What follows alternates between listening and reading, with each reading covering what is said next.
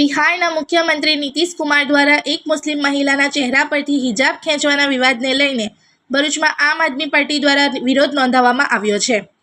આ મામલે ભરૂચ આમ આદમી પાર્ટીના આગેવાનો અને કાર્યકરો દ્વારા કલેક્ટર કચેરી ખાતે આવેદનપત્ર પાઠવી નારાજગી વ્યક્ત કરવામાં આવી હતી। પાર્ટીના પ્રમુખ પિયુષ પટેલે જણાવ્યું હતું કે મુખ્યમંત્રી દ્વારા કરવામાં આવેલી આ ઘટના નિંદનીય છે અને મહિલાના સન્માન તથા ધાર્મિક સ્વતંત્રતા પર ઘા સમાન છે। ઉલ્લેખનીય છે કે બિહારના મુખ્યમંત્રી સચિવાલયમાં સંવાદ કાર્યક્રમ અંતર્ગત 1000થી વધુ આયુષ ચિકિત્સકોને નિયુક્તિપત્રો આપવામાં આવી રહ્યા હતા। આ દરમિયાન નુસરત પરવીન નામની મહિલા હિજાબ પહેરીને નિયુક્તિપત્ર લેવા આવી હતી। તે સમયે મુખ્યમંત્રીએ નારાજગી વ્યક્ત કરી તેના ચહેરા પરથી હિજાબ ખેંચી લીધો હોવાનો આક્ષેપ કરવામાં આવ્યો છે। આ ઘટનાને લઈને રાજકીય અને સામાજિક વર્તુળોમાં ભારે પ્રતિક્રિયાઓ સામે આવી રહી છે।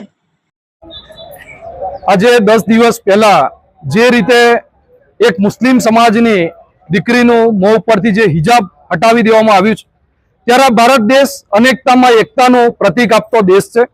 અહીંયા પોતપોતાના મૂળભૂત અધિકારો સાથે એને જીવવાનો એક અધિકાર મળેલો છે, પરંતુ આ ભારતીય જનતા પાર્ટીના લોકો આવા લોકો સાથે ગઠબંધન કરી અને જ્યારે સરકારો બનાવે છે ત્યારે સાબિત કરે છે કે આવી નીચ માનસિકતા ધરાવતા લોકો આ નીતિશ કુમારે જે કૃત્ય કર્યું છે ખૂબ નિંદનીય બાબત છે।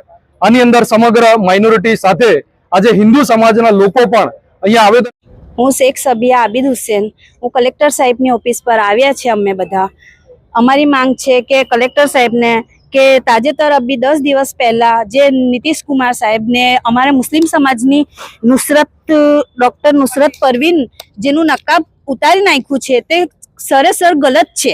અમારું આ હિજાબ અમારી ઇજ્જત છે, એ એમનું જે કર્યું છે જે ખરેખર એકદમ ખોટું કર્યું છે।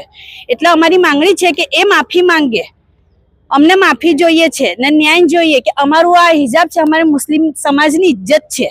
એટલે અમારે એમને એટલી જ દરખાસ્ત છે શ્રી નરેન્દ્ર મોદી સાહેબથી કે એમના લગીન આ પહોંચે ને એ माफी मांगी ले। इस वीडियो को लाइक करें, हमारे चैनल को सब्सक्राइब कर बेल आइकन जरूर प्रेस करें हमारी न्यू वीडियो सबसे पहले देखने के लिए।